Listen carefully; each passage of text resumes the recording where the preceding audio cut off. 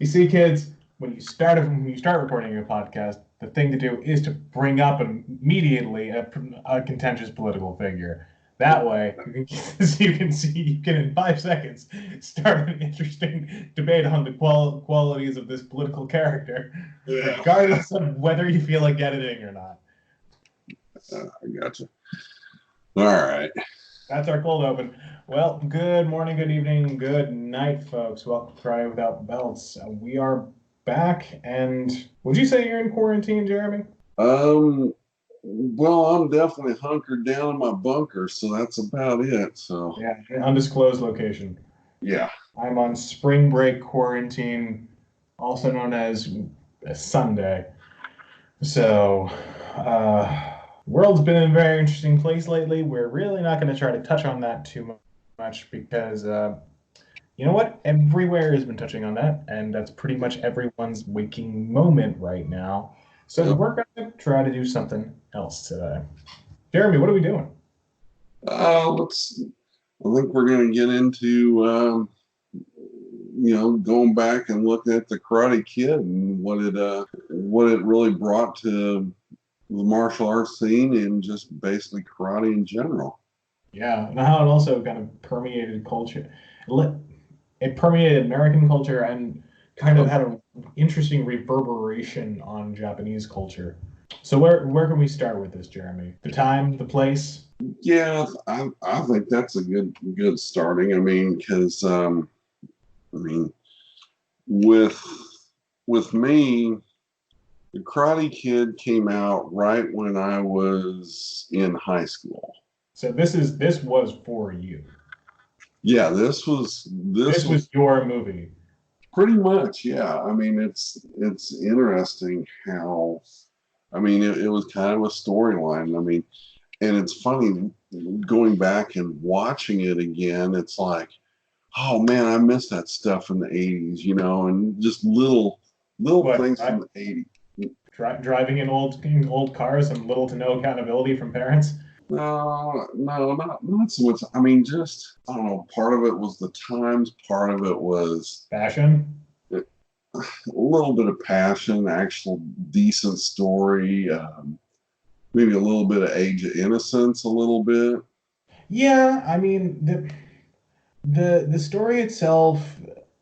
I mean, it's basically karate. It's basically Rocky with like karate in a weird way. Yeah, maybe. I mean, So well, what's funny is, I mean, I'm Italian, and I'm from. It starts off in New Jersey, so I'm just like, so this is basically like a Baby Sopranos episode for the first 7 minutes. Because like the first couple lines in that, it's like, "Yo, Jimmy, to make sure that Uncle Vinny's got the wine for and like, and it's just like 7 minutes of just like the Karate Kid drive to a Caucasian family driving across America. What? hey, That is not how it, like if you think today, that's not how that movie would have started. well, I mean, it is interesting. I mean, back then, I mean, that's how most of us went. Did trips. I mean, we didn't get on planes. I mean, we didn't have enough money to get on planes. I mean, there was, stuff like that. Yeah, and it's a real interesting. We'll dig into this a little. There's a story about class here Yeah, that is very, very, very still relevant yeah, because very, very. When I first saw this movie, you saw it in the theaters, but yeah. I saw this movie when I was like 13 in the aughts, in the early aughts, and I just started karate. And my mom was like, "Hey, you need to watch the Karate Kid," and how very weirdly relevant it was. Yeah. Um, I mean, there were a lot of pieces to it. I mean, if you break down the characters, it almost, in one way, shape, or form, almost everybody could relate to Ding. I mean, the main character. Everybody could kind of relate to the guy. sometimes you just didn't quite fit in the 80s. You didn't, most people, most of us didn't have all the toys, all the money, all this, most of us didn't. At There a was some, time when that was being pushed, when that had kind of started being pushed real hard. right.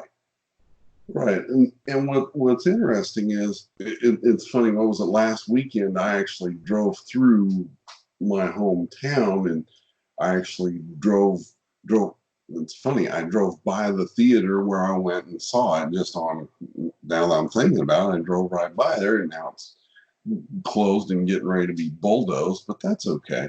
Hey, progress and whatever you want to call it. But Doesn't always improvement, but huh? as I always like to say, progress doesn't always mean improvement. But Uh, it probably was from that theater. nowadays, I'm just saying, but you know, it's funny. You could really, I mean, most of us we could from that time frame we could kind of relate to something that Daniel was going through, whether it was not fitting in, whether it was this or whatever. You had somebody who was a friend who who was kind of on the other side of the tracks, and you kind of felt during that time frame in the 80s, those lines of being over on this side and that side were starting to kind of gel and things like that. But it is funny, looking back. I mean, you can pick out somebody in your, or I could pick out somebody in my school. Probably most people can too, but from that time frame, everybody can pick out the gal who was like Allie, kind of the girl next door. You kind of really related to, and you could pick. You knew that group of guys that were. the Aryan race. They're all white. They're all white, blonde-haired, and blue-eyed. I mean, it's Daniel versus the Aryan race. Well, I mean, you could put it that way, or you could put it as the people who are the most privileged. Right, and that's the biggest thing because it's like you look at that one scene where it's like Daniel sitting there in this. It's a weird setup because he's like, I learned karate in at the Y, which everyone kind of forgets that he actually had prior karate training prior to the movie. That he Yeah. like went to the Y, but then he like looks across the street and sees this, I guess for the time, pristine school just filled to the brim with privileged kids. Mm-hmm. He walks in and walks out just as scared.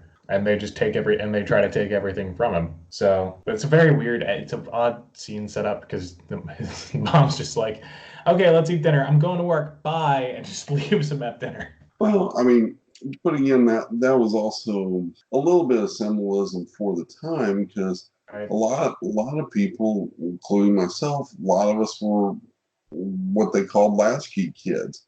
And we Yeah. pretty much, after what, fifth, sixth grade, I mean, we pretty much took care of ourselves. Mom and dad were off working and things like that. And that was kind of, and I think that was kind of the sim. I don't know if that's what they're trying to do, but that was kind of how I always felt that they were trying to portray that, is like, you know what, hey, you got to deal with it one way or another. You're on your own. You need to deal with this. It does also a very like underhanded. This is what a single parent needs to deal with, sort of deal. Mhm. Single mother in the '80s having to do everything she can for a kid, even if that means riding across the country in your crappy car and trying to give them a better life, even if it doesn't start out that way. And I mean, really, I wouldn't say my generation was the first to deal with that, but we were definitely probably I, I'd almost say we were one of the first ones in a mass scale to deal with it. Yes, and yeah, it was, and it's very throwaway if you notice in the movie. They don't really mention it. They don't really like spend time on being like, well, where is Daniel's mom? We don't really know. It's like it's like almost like Peter Parker, where it's just like, where is his parents? Don't know. Well, I mean, I mean, you learn that in the second one that he actually died. I mean, Yeah. But I mean, kind of, is it the Karate Kid franchise itself is a weird sprawling mess with like a cartoon show and a really bad attempted reboot in the 2010. Uh, Thank you, oh, Jackie Chan, Will Smith. Kind of constraining it to like that one particular movie. I think it does a very interesting social commentary on just America of that time, yeah, and even today, how close to 35 years later, something like that. yeah, Um, it's still. I remember watching it in the early aughts and feeling, yeah, that's basically the same. We get into Pat Morita's character. Pat Morita, American hero.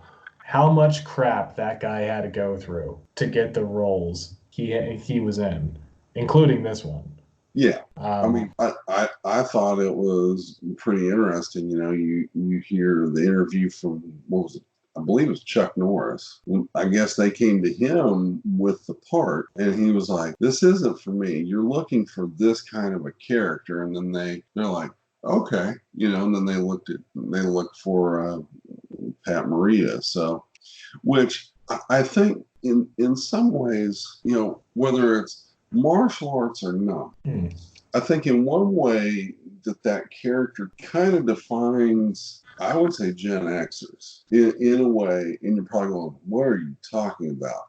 What I'm talking, Pat Morita's character specifically. yeah, Pat Morita's character, Okay. Mr. Miyagi. I think one of the things that it defines probably the majority of Gen Xers is basically our underlying tone of cynicism, or maybe that's not exactly how this really looks, because I noticed that from a lot of people. A lot of Gen Xers are like, a lot of people will see something, I'm like, no, I think there's something else going on. I think I mean, they'll start, most of us seem to question things a little bit more, or we're a little more cynical, because I mean, if you look at it, I mean, to me, the best line in the whole movie is whenever Daniel Lassing, he goes, "What kind of belt do you got?" J.C. Penney, $3.98. You like it? Yeah. Campus. It's like most people have no clue what other people are, one, going through, what they're about, what they can do, what they can't do. That character, interestingly enough, the guy who wrote this, which bad podcasting on my part for not pulling his name up, but apparently had trained with someone who had moved, Okinawan guy who had moved to California and had been a student of Miyagi. Mm. And a lot of this is semi-biographical. It's the same guy who wrote Taken. Interestingly enough, the same guy who wrote "I Will Find You and I Will Kill You." It's the same guy who wrote Daniel-san. So I Yeah. think that's interesting little tidbit in itself. But what's so interesting is that the first time he meets Daniel, he asks it's the first or second time. I think it's when the bonsai trees. He asks him, "Where is he from?" Okinawa. What country are you from? Okinawa. Doesn't do anything to qualify it. Doesn't do anything to say it's in a land. It's around this. Nope. Okinawa. Done. Well, no, I mean, there is the part when he does say, "Where's that?" And he goes, "China here, Japan here, Okinawa Okinawa here. here." Yeah. But he doesn't like. Oh, we're a part of Japan. Like doesn't do anything like that. He's just like, nope. We're Okinawa. That's it. Right. Really, from a lot of different perspectives, I think that can be really appreciated. Yeah, I mean, Because other than what is it? What was that one like super like yellow face like Marlon Brando and like yellow face and he's like does this like huge like introduction monologue and it's about a U.S. soldier in Okinawa. I oh, forget what this movie's called. People are gonna call me out on it, but it's like the longest. It's not the longest goodbye or sayonara, sweetheart, or something like that. And it is the most jingoistic-y thing, and does not. You cannot watch that film today. Like it is not. It's the only Western representation of Okinawa that we had from Hollywood, and it's one of the most offensive things I think you could find. mm, But this cultural artifact, Yeah. actually, in a lot of good ways, respects the where karate came from and where karate was at the time. I mean, in some ways, yes, but I think it totally shifted it too, Right. because It's I, a weird cultural mirror, like in a reflection, in a I mean, weird way. up until the Karate Kid, you had Bruce Lee, you had Chuck Norris, which don't get me wrong, I love both of those guys. I mean, I I I love all most of their movies, not all, but I do love most of their movies. But and you had Black Belt Theater and you had Kung Fu with David Carradine, which was In which Bruce Lee was supposed to be the star of, and they gave us David Carradine instead. yeah. Um, I, I I will admit I do like the philosophy of Kung Fu. I still enjoy that. But if we didn't But have Kung Fu, we wouldn't have Quentin Tarantino. So I mean, well, there's probably some other things besides that, but um, may not be a bad thing if we didn't have Quentin Tarantino. Anyway, sorry, I'm not a huge fan of Quentin Tarantino, but you know what? They're not paying me millions and millions of dollars, so you know what? yeah, no, it's fine. I Yeah, mean, it's just not my personal taste. Sorry. Kill Bill was pretty good, but anyway, other than that. But I mean, that's what you had up until you had the Karate Kid. It was all either competition or just street fights or, I mean, just Shaw something. Brothers films of like the Yeah, it was, like the classic kung fu films and stuff, which are all good.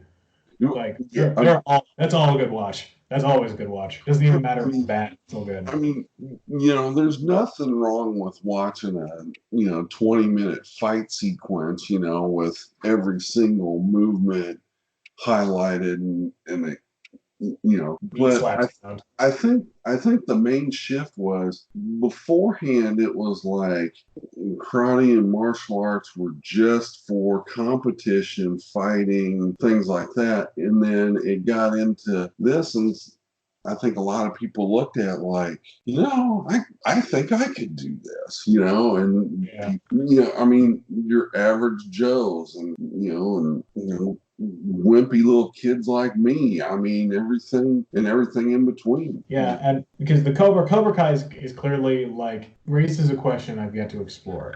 Did the kind of the image of Cobra Kai create the strip mall dojo, or did the strip mall dojo exist and Cobra Kai was just a kind of funny facsimile of that in the movie?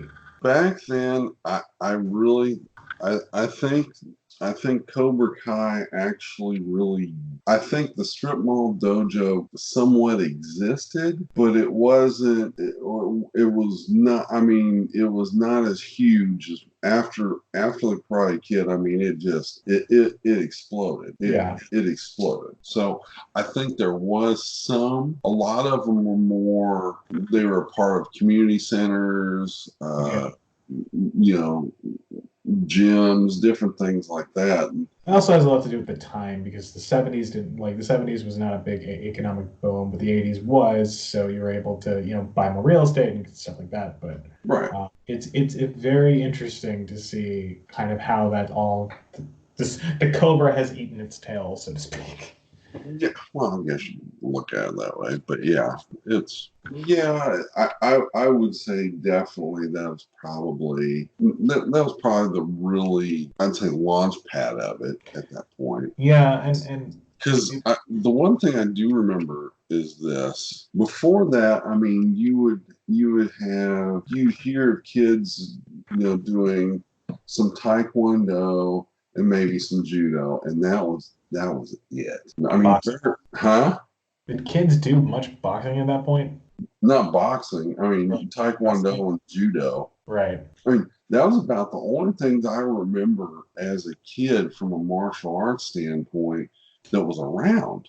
Yeah, Uh, middle America and stuff didn't like because the coasts absorbed like probably California had the kung fu, or at least what was passing for it at that time. yeah, Uh, like it wasn't the explosion did not happen, right. but I'm assuming this was the fuse that lit it. Oh, I don't doubt that. But the other thing is interesting is how there were many movies that came after that that kind of had that same somewhat gist of a story to it. You know, new kid in school getting picked on, you know, and I mean, there were several of them that came after that. Well, and Stallone has come after this movie and said that they basically stole the character of Rocky, which, I mean, you listen to some of Daniel's like dialogue and stuff. You know, he kind of talks like this, and he's kind of, da da da. I'm like, okay, yeah, he's trying to do like an imitation or kind of a weird like Italian like imitation, which you like see him in like the new like Cobra Kai. Like he's not talking like that at all. Yeah, well, You I mean, don't grow out of that. well, I don't know. I mean, I don't know some of the different places I've lived. I mean, I've picked up a little accent here, a little accent there. But I mean, in some ways, yeah, I can kind of see that. But then on the other hand, it was kind of like, well, There's a stronger aspect. Sorry, there's a stronger aspect there with him being a kid and he's a kid down on his luck. right. And I mean, if you look back in the '80s, a lot of the movies from the '80s were emotionally charged, one way, shape, or form. Right. I mean, you had The Karate Kid, and I mean I mean one of the other movies that I really liked was I mean I would say probably War Games. Oh yeah. I mean, Which has a oddly similar theme. well, I mean Maybe. it was definitely targeted towards high schoolers, things like that. And what was it? I was in middle school when that came out, but I remember as soon as we got out of the theater, I told Mom, I'm like, Mom, I want a computer. She's like, yeah, no, you're not kidding. I know what you're going to do with this. So, What, try to make nuclear missiles from sludge. well, I mean, she knew I'd probably been up to no good, I mean, maybe she should have, because then I could have gotten my feel a little bit earlier. But that's beside the point. Awesome. But I mean, you had movies like Footloose, and you had movies like oh geez, Top Gun, and you had The Right Stuff, and I mean all these different movies. They were so. Stand by Me. Stand by Me was the '80s, right? Stand by Me was '86. Corey Feldman. Let's not get into that. Yeah, no. But I mean, all of them were somewhat directed towards teenagers and going through that. Yeah, I mean, even the fun ones like Ghostbusters and things like that. I mean, everybody loved that stuff. It's like, wow, that's really cool, And The not question is, internally in these movies, do they say it's the '80s, anything can happen? Because Karate Kid, it nails that right on the head. Hey, I mean that's kind of how we were brought up. I mean, it's like, hey, it's the '80s. The '80s, you can make anything happen. Now that was somewhat true, but I mean, going back to the Karate Kid, I mean, right. Like I said, it really shifted people's thoughts on martial arts. I mean, instead of being just flat out competition, fighting this, that, and the other thing, it's like, there's a lot of good to this. I mean, hey, I think I can do this kind of thing. So I think that really brought a lot of people out from their shell. And what's funny is I even see a lot of people even in their shell even today. Yeah. And I think I was talking with someone else yesterday about karate in its future, and they kind of they were like saying, well, karate's day is done, and I'm like, is it? I don't think so. And I think you come back to these kind of basic lessons that go on here is that karate was a way of living in a lot of was just as much as a way of living here as was a way of fighting. Right. And just like so many little good drops just kind of came out of this movie, like from Miyagi. Doesn't matter how much karate you know; it matters how good you are at the karate you know. You don't need to. It's not about winning. It's about proving. It's about proving something to yourself and to others. Stuff like that. That being said, here's a question: was Miyagi really a good teacher? I mean, it's interesting there. Because he kind of just took Daniel to the beach to go fishing, and he just kind of said, "Yeah, go kick at the waves. I'm gonna go fish." Just cuts to. I know they had to kind of cut to show the crane kick thing, but it's just like, yeah, just go kick at the waves. Well, what's interesting is, I look at, a lot of my, the time that I had with, Mr. Oyata. There's a lot of similarities to how he taught and how Mr. Oyata taught. He'd say, do this, and then he'd walk away. And then you'd either figure it out or he'd come back and tell you you're stupid. It's, one or the other. It was, and then he'd show you a little bit more, and then you'd have to figure it out. There were definitely some similarities to it. Don't get me wrong. I don't want to do any personality comparisons on here, but it's also like, yeah, Miyagi, he had this like kind of dinky little job, but his place was awesome. He had this like massive house with like 5 cars at least that he just wasn't using, like this beautiful like porch and deck and all this other stuff, and like all these bonsai trees, and like one day he's got a Hawaiian shirt on, he's going out on the town just telling Daniel to lock up when he's done. Like Miyagi is like a player in a lot of ways in this movie. It goes back to one of the quotes in the movie. Him and Daniel are having a real intense argument, and then he basically said not everything is a thing. And if you look at it from life, getting back to the whole skepticism thing, just because something appears to be good doesn't mean it is good. Right. And not that we're talking about Cobra Kai, the add-on series now, which I will say this, I have quite enjoyed that. It's been quite fun. I try to get into it, but it's just like, nah. I will say this: the first season was fantastic. The second season, I'm still kind of. Supposedly, assuming that the current world crisis is stopping season 3 from being produced, but supposedly season 3 is going to happen, and it's probably already been filmed. But yeah, I think it's already filmed. I think it's supposed to come out April 20th or something like that. It was something like that. But the interesting thing was when there's a scene where Johnny and Daniel kind of get together and they actually spend some time just kind of sitting in a bar, just reminiscing of old times. And Daniel was kind of like, I thought you had everything. He goes, yeah, I had a lot of fun toys, but not everything was good just because I had that. And it goes back to not everything is a thing. Right. And you look at some of the philosophy from the original 2 or 3 movies, with however many you want to watch. Let's reserve it to just maybe the first 2. Third one kind of goes off on the rails a little.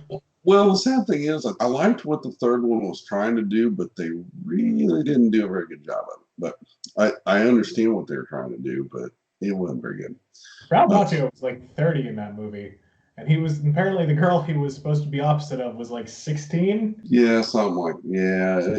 He was starting to show his age just a little bit. So a little bit. Yeah, but some of those things, a lot of the things like even from the second Karate Kid movie when they filmed it in Okinawa, and it's like they did not film it in Okinawa. Well, there were some scenes that were in Okinawa. Nope, it was 100% in Hawaii. Apparently, they were not able to because of the bases there and stuff. At that time, they were not able to. They might have got exterior shots or something like that, but I think that's what it was, because I remember when I went to Okinawa, we went through a tour of where some of those scenes some of them were shot in, like the great big thing that they used as the old cannery and all that kind of stuff was there. And you're looking at it as like, wow, that doesn't look anything quite. Now, Now, what they might have done is they might have recreated it over in Hawaii or something like that. But I Which mean, is but it was. I mean, now if you ask me where it's at, I would say go on the bus because I have no clue how to get there. But I do remember going by there when we stopped for just a little bit, and I mean, that might have been gifted from Hawaii to Okinawa, which might have been what it was. well, I don't know. I mean, Mr. Oyata had pointed out that these are the things that were shot for. I don't know. I can't remember if he said it was for the movie or it was what was used as the backdrop in the movie or whatever. But I mean, Because supposedly with this third season of Cobra Kai, they're gonna come they're back. actually it's like actually the first time they're going to Okinawa. They're like any principal photography is being supposedly I don't know what, but the two I have a little more of an ire towards. Yeah. To be honest, because of how because this is the thing I love about one is that about the first one. Is that it had its heart when it really when he's going through where basically Daniel's walking in and Miyagi's drunk and he's got the picture of his wife and his pregnant wife and Daniel kind of realizes kind of the horrid tragedy this immigrant had gone through to become American and it was all taken away from him. Yeah. Because even though he's got all these things, he's got a nice house, he's got 5 cars, apparently that he can just give away without any sort of license or registration. That was the most key moment for me, and I think that rings true because he turns around and then sees his opposite, the sensei, basically. I think there's something to be said for PTSD in here because there's a shot in there where he said it's like the Cobra Kai sensei was like in the military and like had been like in the second platoon of something like that. Yeah. So they're both veterans of war, teaching these kids now or teaching those kids at that contemporary time. And one is, I think, maybe taking out their frustration in one way, and one's trying to teach, in terms of the sensei from Cobra Kai, taking out his frustrations and telling his guys to, win at any point possible, no mercy, all this other stuff. And the other one is clearly trying to create a better life for the kid. Well, I guess that's one way to look at it. The other way to look at it is, during the Vietnam era, the green, if you were a Green Beret, I mean, you were dropped into some pretty crazy situations. Right, and Maybe not so much PTSD, but more, hey, I'm bringing survival into this dojo. I'm bringing what I learned through thick and thin. But then you also look at Miyagi or Pat Morita's character or Miyagi-san, and it's basically you look at it from that perspective, and it's like, yeah, he's bringing that to the teaching, but also it's had a lot more years of wisdom behind that as well. Yeah, and that's why I think it definitely shows in both of the students. Now, we want to get into like the actual like karate of it. Some people being like, I know what style Cobra Kai is, and I mean, I'll be perfectly honest. I mean, that's been debated so many times. I mean, you can go out on so many forums and this, that, and the other thing. And right. It's clearly Japanese karate. It's right. Clearly it's clearly sport karate done done in kind of a more, I don't know, like put them on the ground type way. Yeah. But when you get into the tournament at the end, like they've got like everyone's taken this like weird like down stance, and then like Daniel's like in this weird like hunched over like cat stance, and like it doesn't look like he like doesn't seem to know what he's doing, and like they just kind of like launch at each other. One of the things that I see from how they portrayed Daniel's character in the fight scenes and in the tournament setting was a counterpuncher. I mean, Right. he's waiting for them to make a move, then he's going to move. Okay, cool. The other part of it is I don't know if they meant to do this, or one of the things that I took from it, or maybe well, what ended up happening is I made it mean more than what it really was, and that's okay too. But how I kind of look at it is he wasn't really showing much other than just, okay, this is what I'm comfortable with. I'm not going to show anything flashy. I'm just going to go with what I know. Boom, boom, boom. And Right. almost kind of conceal what he really knew. And if you kind of look at it from that perspective, it's like, he really doesn't look like he can punch. He doesn't look like he can kick out of that, but he manages to do it and make it work for him. And And, wins. and well, of course it wins because otherwise you wouldn't have a story. But I was kind of, well, I mean, Rocky won. Excuse me. hey, still Rocky 2's better. So it's I would find that statement debatable, but that's not a time or the place. there are a couple parts in Rocky 2 I absolutely love. Now, probably the overall story, yeah, Rocky's better. But anyway, but I mean, you look at it from that perspective, yeah, he was, if you look at it as kind of a counterpuncher, but also he wasn't really showing his hand. And No, in that aspect, I kind of gravitate more towards that as kind of how or what I've picked up in my training over the years. So, but I do really like in the movie once they like start like they go to the tournament and they're just like we don't know how any of this works. We just said we'd show up. Like and Miyagi is just like he's like well he can't participate unless he's a black belt. Oh no, he's a black belt. Okay, straight up steals the guy's black belt out of his bag as he's talking to him. you know, And it's just like that's why I'm like saying like is Miyagi really a good teacher? Because he's like other parts of the movie, he's just like, yeah, can you drive? But Mr. Miyagi, I don't have a license. Neither do I. Let's go. And he's got like 5 cars. Straight up gives him a car, beats up children. Like, well, I mean, you knew he knew. I mean, he was just kind of, I think, looking back on that lesson, he was really looking at trying to humble Daniel a little bit in some ways, where it's like, hey, if you want to talk the talk, go right ahead. How many people do you know that talk too much, a lot more than training? too many. Too many. Some people might say we do. Well, Yeah. knows. I mean, look, I'm not going to judge all that. That's not my place. It's whatever. But I mean, because like before they get into the truck, you know how to drive? Yeah. Okay, go ahead. And it's like, okay, show. And it goes back to my lessons with Mr. Oyata.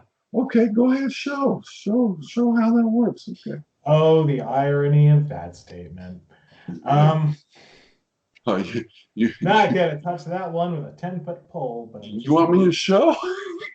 Oh, some famous last words. Oh my goodness, yeah. yeah. All, Well, all I can say is this: whenever that statement came out, it. Your answer should be no, no. Don't let me learn. Gonna keep that away with a 5-foot pole. 5-foot pole. Yeah. But I mean, it was all good. But that is a very good point though. That kind of have to show what you need to do. I mean, but that being said, like straight up property theft and breaking the law. Don't do that, kids. Don't steal people's stuff. Yeah, I mean, yeah. We won't get into that too much, but I mean, the other part I like was, whenever him and Allie are on the floor and the judge comes up and is like, oh, you can't be on the floor. I was like, oh, well, he's his teacher and he doesn't understand, and he starts starts talking. Oh, you're reminding him of. Oh, that's fine. Thank you. Oh, welcome. He walks off. It's like it And that is that is like that, and the part where him and Daniel go into Cobra Kai and leave Cobra Kai, and they're just kind of walking out backwards. Mhm. And that is kind of like the very good physical comedy that Pat Machida had. Well, I mean, the other thing though is, I mean, one of the things after watching that movie for what 35 years now, I mean, one of the things I got from that was, okay, I mean, from what I've gotten from my lessons and stuff, whenever something like that occurs, there's not a lot of trust between those two people. You're not taking your eyes off of them, period. Right. So, and it's interesting how that's shown up a couple times just in meetings I've had in my companies and stuff that I've worked for over the years. There have been times when I've had meetings with people that I don't trust, and I will not take my eyes off of them. Right. Even so much so, I had several years ago. I mean, it kind of relates to this, but I didn't trust a vendor because I'd found that they'd been charging us about $5,000 to $7,000 a month more than what they should have been, and I followed them out, and they're like, "Oh, after you." I'm like, no. You guys go. I'm not taking my eyes off you." And they're like, "Well, how can we gain your business back?" You're not. You come back on premises. Security will escort you off or have you arrested. And they were just kind of shocked. I'm like, "Just don't come back. Period." It's like you guys basically stole $5,000 to $7,000 every month. Of course, that didn't set well with them, and at that point, I didn't care. And got to a pretty heated argument, and finally I just said, "Look, we're done. Get out. Bye." But the bottom line is I didn't take my eye off them the entire time, and I've had to deal with different people. But I mean, that goes back to the training of trust and learning how to trust people. I mean, do you trust somebody or don't you? You walk out. Yeah, I mean, if you walk out, how are you walking out? Are you walking out where you don't want to make sure you got eyes on them, or Yeah. I mean, just different things like that from the movie. I've always picked up on. I'm trying to put that into a more real life setting as opposed to, oh, this is a fun movie. It's like, no, I mean, there's a lot of great wisdom in those movies. I mean, And I think that's what has made it so. That's what has made it permeate so much. I think within the culture. Yeah. That like a lot of it just rings true. Like the translation, how they got kind of sold in Japan was it's not even called Karate Kid. It's called Besto Kido, like best kid. And I think is kind of especially those scenes, where Miyagi's trying to teach Daniel about his culture and kind of about how karate is more balanced and it's more balances out from what Cobra Kai would teach somebody. Is kind of more of a reflection of that culture to a different culture. So it would be like seeing your own culture broadcast in a different culture in a different setting, which goes over much differently than I guess going to high school in America in the '80s. So I still miss the '80s. Don't get me wrong. So it's kind of it's the '80s. Anybody can do anything. Hey man, you had that, and you had Tiffany and Debbie Gibson playing in the mall, so it's all good. But which malls are now almost all shut down now. But anyway, after what's going on now, they will definitely all be shut down. yeah, that and Bananarama. But it was funny that came on. Cruel Summer came on the radio the other day, and it was quite entertaining, and I found myself just singing along with it, just kind of bopping down the road, but anyway, sorry, I just kind of. But what's interesting is, when I was a kid watching it, I didn't pick up a lot of the wisdom that was actually in that movie, but in it, even in the first two, Yeah. One of the things that was said in the beginning of the second one, and I've really tried to live by that rule ever since I saw that movie. And that was never put passion before principle. Even if you win, you lose. Yep. And man, I mean, how true is that? I mean, throughout your entire life, I mean, there's one thing to have passion about something, but if it goes against your moral fabric and it goes against the principles you believe in, what There's good no point. was it? Yeah, what good was it? And that's why, you know, that's the thing. Like at the core of it, karate is supposed to teach that. You know, I get a lot of blowback from people who say, "Well, that stuff wouldn't work. This does, you know, how you know karate itself doesn't work anymore. You know, we have more realistic understanding of how to do hand-to-hand combat." You know, we've had a realistic understanding of how to do hand-to-hand combat for a long time. Karate is based on that. Yeah. The biggest thing I think at its best, I've seen it at its kind of at its worst in weird culty ways. At its best, karate is going to teach you that exact lesson. To put a calm head before a hot one. Right. Yeah. And And I mean, it goes how much back. is that going to avoid situations where you'd actually need to use karate?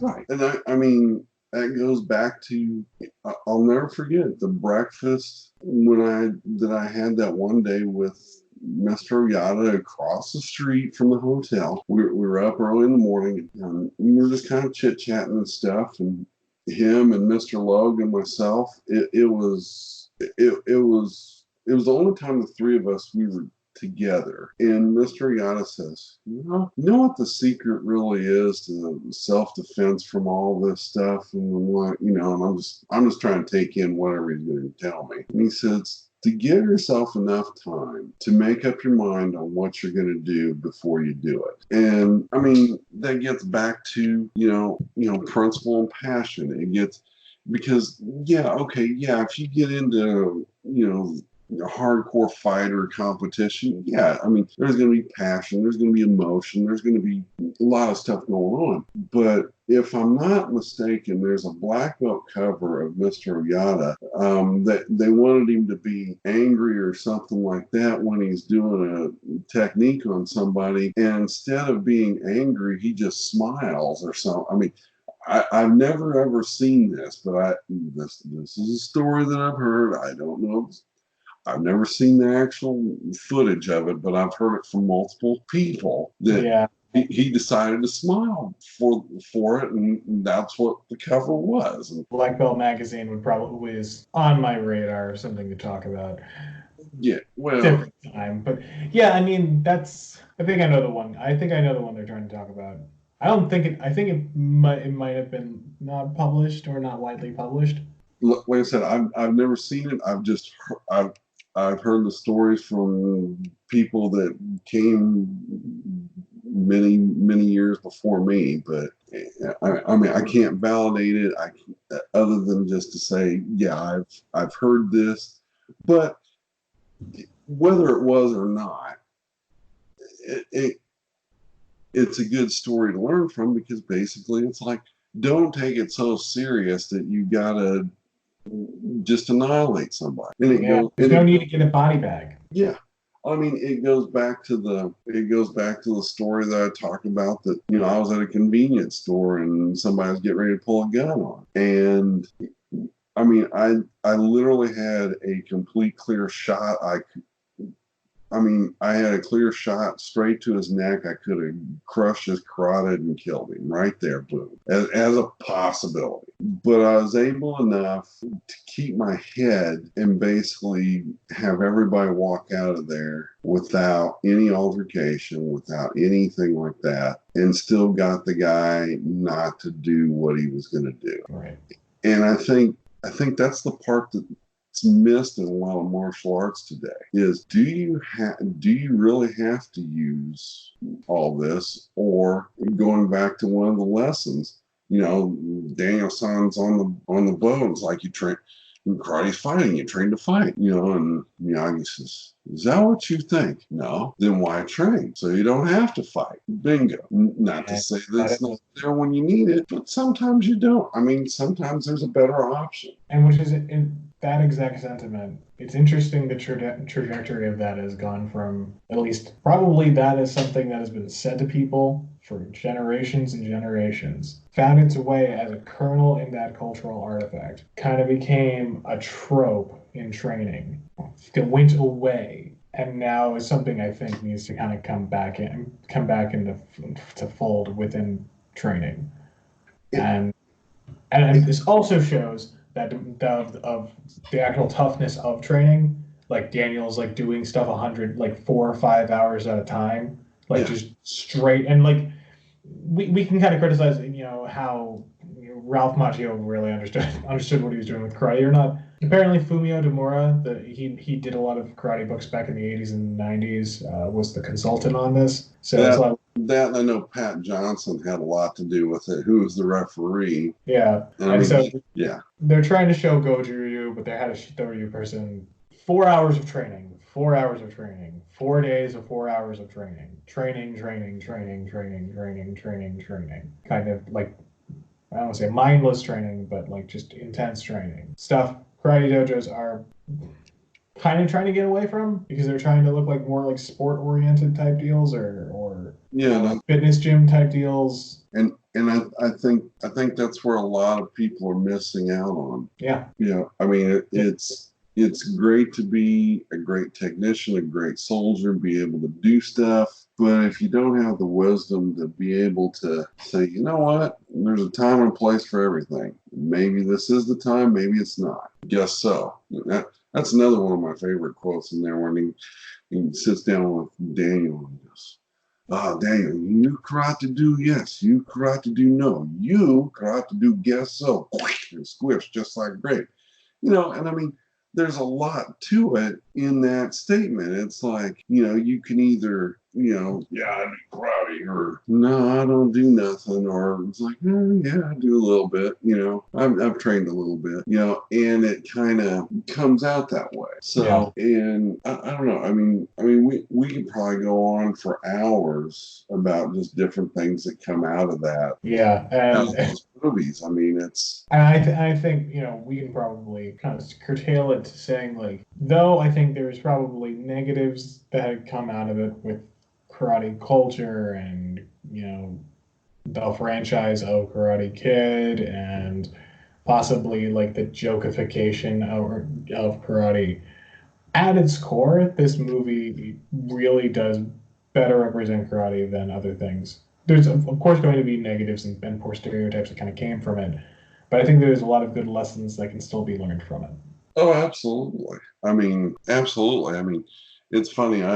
I showed it to my kids not too long ago for the first time, and it's interesting. I mean, they loved it, and my daughter still every once in a while she'll ask me a question about, what does that mean? What does this mean? And so there's a lot. There's Dad, a lot.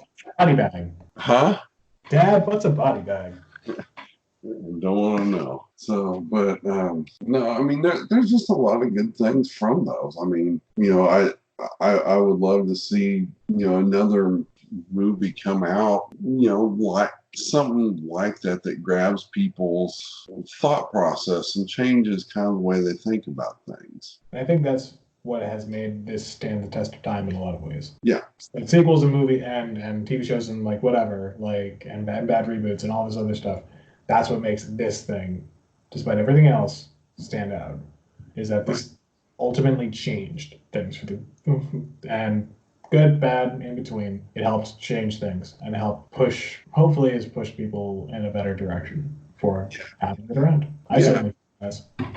Yeah, and I mean, you look at some of the other movies that came out afterwards, like we'll get to them. Don't worry, folks. We'll get to them. No, I mean, you look at a lot of the Steven Seagal and Jean-Claude Van Damme and and even some of the Chuck Norris stuff, I mean, it's still kind of some type of fighting. But one of them that we were talking before we started was one called Remo Williams, and that which was I had one. not heard of before. And it's funny. I just picked that up on DVD this week. I've been wanting to get it, and I'm like, I hadn't seen this in forever, and I absolutely love the movie, and a lot of the lessons make me think of things that Sensei Oyata would talk about. It was, I mean, just things like don't be stupid. Like there's one scene. I know we're talking about Karate Kid, but there's one scene where the guy he Yeah, we would be remiss if we didn't talk about this even a little bit because yeah this was news to me.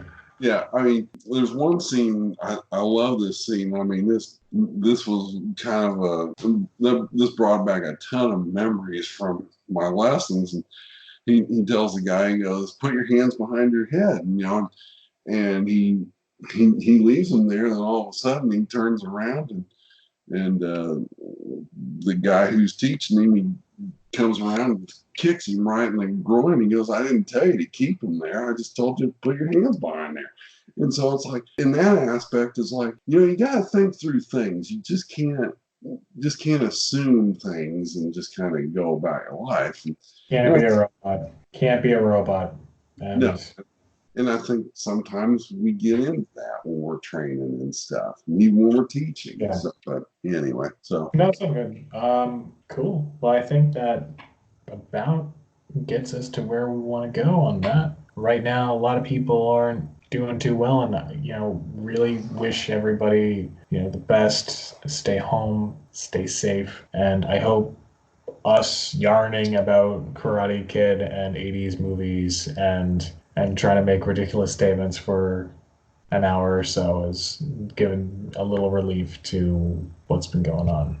absolutely need to be a little less serious right now. Just kind of have a little fun for right now. So There you go. That's what we're all here for. All right. Well, thanks for listening, and everyone, stay safe, be good, and where you can, don't forget to keep trying.